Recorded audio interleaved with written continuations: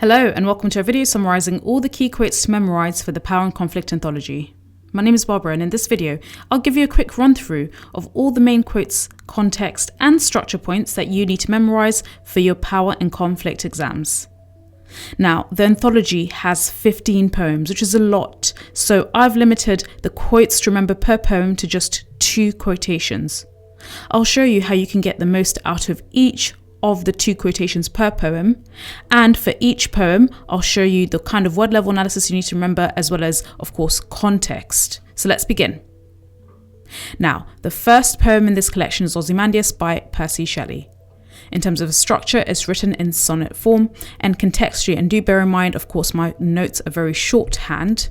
He's a romantic poet, and he wrote the poem after an Italian explorer found a statue in the desert. Now, the first quotation to remember is half sunk, a shattered visage lies, whose frown.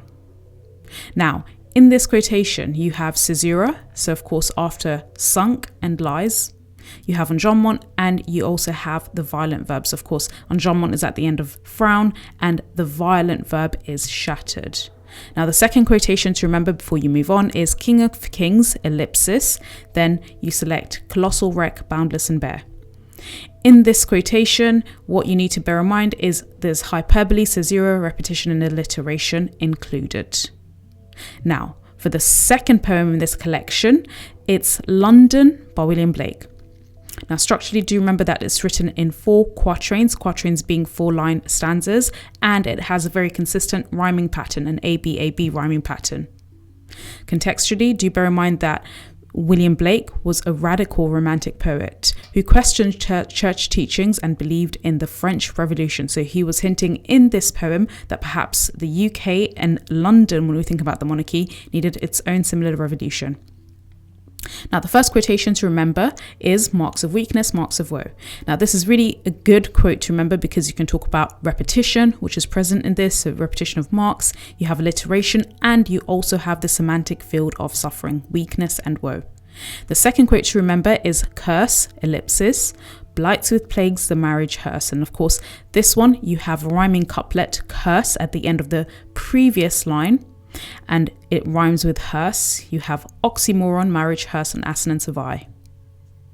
The third poem in this collection is the Prelude by Wordsworth. Now, in terms of structure, it's written in 1 stanza and it's a dramatic monologue. Now, contextually, Wordsworth himself, again, much like Shelley and Blake, was a romantic poet from the Lake District, and this is a semi-autobiographical poem published after his death. The first quotation to remember and to memorize is, she was an elf in penance, lustily. Now, in this quotation, you want to focus on, firstly, personification of the boat, secondly, metaphor, thirdly, caesura, and the fourth thing is enjambment, after lustily. The second quote to memorize for this poem is, the horizons bound, a huge peak, black and huge. Here you have caesura, after bound, as well as peak. You have repetition as well as alliteration. Now, for the next poem in this collection, My Last Duchess by Robert Browning. Firstly, remember that the structure is it's written in 1 stanza and it's a dramatic monologue, and contextually it's based on the Italian Duke Alfonso, the Italian Duke of Ferrara in Italy, whose wife died in very suspicious circumstances. Now, the first quotation to memorize is paint, ellipsis, faint, and then the next line, and of course here I've put a / because there is no quotation in enjambment, then half flush that dies along her throat. So this quotation is paint, ellipsis, faint, half flush that dies along her throat. In terms of word level analysis, focus on the fact that you have the rhyming couplet, so paint and faint, you have enjambment, and also of course you've got death, imagery, dies. The second quotation to remember for this poem is, I gave commands, then all smiles stopped together. Now, in terms of technique, you want to focus on the sibilance, alliteration, the euphemism, and euphemism is a polite way to refer to something which is terrible. In this instance, it's death. All smiles stopped together is a polite way of saying that he basically had his duchess killed. And finally, the assonance of E in this quotation.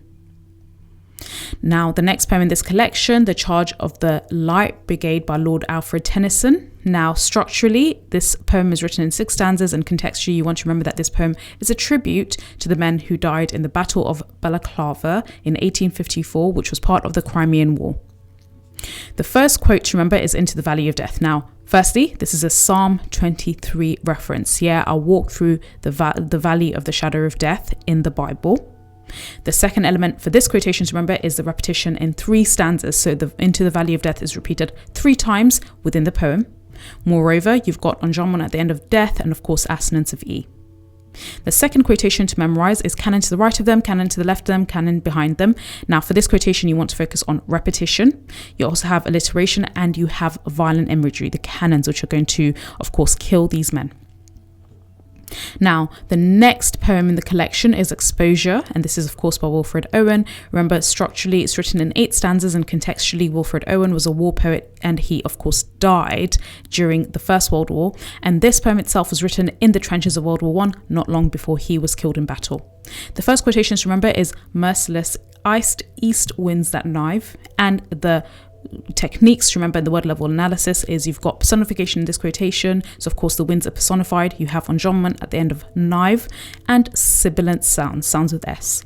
The second quotation is slowly our ghosts drag home, glimpsing the sunk fire's glows. Now here you have metaphor, so he's describing the men metaphorically as ghosts. You've got caesura, after drag home, and of course alliteration. Now the next poem in the collection is Storm on the Island by Seamus Heaney, and here you have it's written in 1 stanza in terms of structure. Now contextually, do bear in mind that Heaney in this poem is recalling his childhood in Northern Ireland, and this poem could arguably be an extended metaphor for Northern Ireland's troubles. Now the first quotation to remember is we are prepared, we build our houses squat. Here in this quotation you want to remember that there's alliteration used. You've got caesura after prepared and the verb, so building, being prepared. Now the second quotation is spits like a tamed cat, next line, turn savage, and of course I've put the / to indicate that there's no punctuation after cat, meaning firstly in terms of technique you're focusing on structure, enjambment, simile like a tame cat to describe the sea, and the third thing is oxymoron. Okay, so tame and savage, these are opposite words. The next poem in this collection is Bayonet Charge by Ted Hughes, and structurally bear in mind that this poem is written in 3 stanzas, and contextually just remember that Hughes's father himself served in and survived the First World War, so of course this could be influenced by his father's tale to Hughes. The first quotation to bear in mind and to memorize is bullets smacking the belly out of the air, and here word level analysis you want to do is alliteration, personification, and the assonance of E. Now the second quotation to remember is king, honor, human dignity, etc. This listing, meaning firstly in terms of structure you've got ascendantic listing here. You also have the semantic field of patriotism, king, honor, human dignity, and the final thing is alliteration. Now the next poem is Remains by Simon Armitage. Structurally remember that this was written in 8 stanzas, 7 of which are quatrains, so 7 of which are 4-line stanzas, and the final is 2-line stanzas. Bear in mind that this poem is based on the account of a British soldier who's supposed to be the narrator, who served in perhaps Iraq, and they are struggling with post-traumatic stress disorder, which is the effects that usually counters and comes after being and serving in a very traumatic situation like a war. Now the 2 quotes to remember, firstly, I see every round as it rips through his life, and in this instance you want to talk about in terms of word level analysis, alliteration, hyperbole, and the assonance of I. And the second quotation to memorize is when he ends by saying his bloody life in my bloody hands. Now here you have repetition of course of bloody, alliteration, but also especially if you're studying Macbeth by Shakespeare, hopefully you have picked up on the reference to Lady Macbeth's insanity when she sees out damned spot, and of course this links to PTSD. He's seeing blood on his hands like Lady Macbeth saw spots of blood on her hands, but of course this blood isn't actually on his hands. This is showing that he's hallucinating, he's experiencing PTSD. The next poem is Poppies by Jane Vere. Now in terms of structure it's written in 4 stanzas, and contextually this poem, just bear in mind, it was commissioned by the poet laureate, so the speaker's persona also is a mother. Now the first quotation to remember and to memorize is all my words, next line, flattened, rolled, turned into felt, and of course I've put a / there to indicate that this is in the next line, but there's no punctuation, so there's enjambment, so that's a structure point. The other thing from this quotation to bear in mind is rule of 3, flattened, rolled, turned to felt, and alliteration. Now, the second quotation to memorize is, "I traced inscriptions on the war memorial, leaned against it like a wishbone." Now, here you have simile, alliteration, and the assonance of I. The next poem is War Photographer by Caroline Duffy. Now, structurally, it's written in 4 stanzas, which are sestet. Remember, a sestet is a 6-line stanza. Now, contextually, you should remember that this poem was inspired by Duffy, so the poet's own friendship with a war photographer, and she was really intrigued by the challenges he faced. Now, the first quotation to remember is Belfast, Beirut, Phnom Penh, all flesh is grass. Now, there's a rule of 3 listing capital cities, or rather cities that have experienced war. Bear in mind, Belfast is in Northern Ireland, Beirut is in Lebanon, and Phnom Penh is in Cambodia. And of course, it then says all flesh is grass, which is a metaphor, and you have alliteration of B. The second quotation is 100 agonies in black and white. Now, here, word level analysis to focus on is firstly hyperbole, 100, enjambment, which is at the end of white, and oxymoron, black and white. Now, the next poem by Emigree Darker, Tissue. So bear in mind, structurally, it's written in 10 stanzas, 9 of which are quatrains, 4-line stanzas, and the final is just a single line. Contextually, you could argue that Emigree Darker looks at the troubles of the modern world, and she remarks on how nothing is meant to last. Now, in terms of quotations to memorize, the first is maps to, full stop, the sun shines through. Now, here you have caesura after to. You also have sibilance, sun shines, and enjambment after through. The second quotation is paper smoothed and stroked and thinned to be transparent. Now, here you have rule of 3, smoothed, stroked, thinned, alliteration, as well as assonance of O. Now, the following poem in the collection is the Emigree. Now, here, this poem is written in 3 stanzas, and the context is the poet, or rather the author of this poem, is very well traveled, and she's particularly interested in different cultural identities, so she explores this within this poem. Now, the first quotation to remember and to memorize is, "The once was a country, ellipsis, I left it as a child." Now, firstly, the ellipsis, which is in the actual poem, okay, so it's not my own addition, the ellipsis is in the poem. Of course, this gives it like a very fairy tale opening. Secondly, you have enjambment at the end of child, and also alliteration. So bear in mind that this opening, and this is taken from the first line of the first stanza, it opens and it starts like a fairy tale. The second quotation to memorize is, "My city hides behind me, full stop, the mutter death." And the word level analysis you want to do here is personification. Structure is caesura after me, and then assonance of E. Now, the next poem in the collection is Checking Out My History by John Agard. Now, here the structure is it's written in 10 stanzas, and it has refrains, almost like a verse, and these are written in italics to stand out. Now, contextually, bear in mind that John Agard, he was a Guyanese British poet. He is a Guyanese British poet, and he criticizes in this poem British colonial education. Now, the first quotation to memorize is when the speaker states, "Bandage up me eye with me own history." Now, here you have metaphor, which is the person is bandaging their eye with history. You've got enjambment at the end of history. You also have repetition of someone feeling like they're being bandaged, and assonance of E.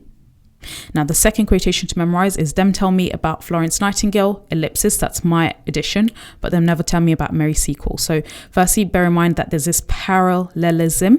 So 2 parallel figures, one white, one black. So Florence Nightingale is a very, very famous and well-remembered white British nurse who revolutionized nursing. However, Mary Seacole, who was also in the same Crimean War at that time, who was black Jamaican woman, is not remembered, but still she did quite a lot for the nursing profession during this time, in spite of facing lots of racism.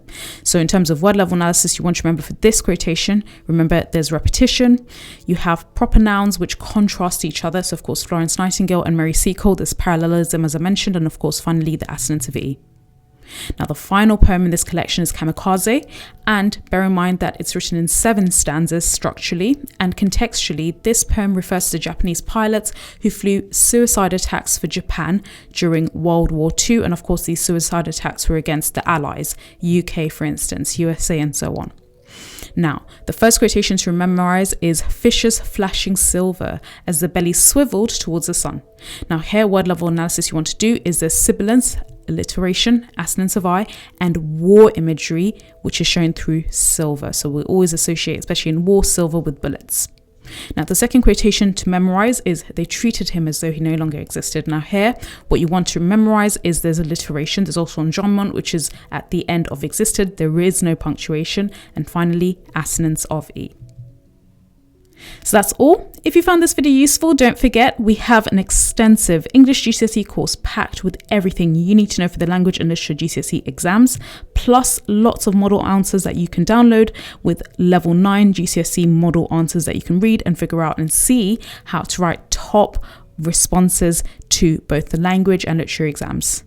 Thank you so much for listening.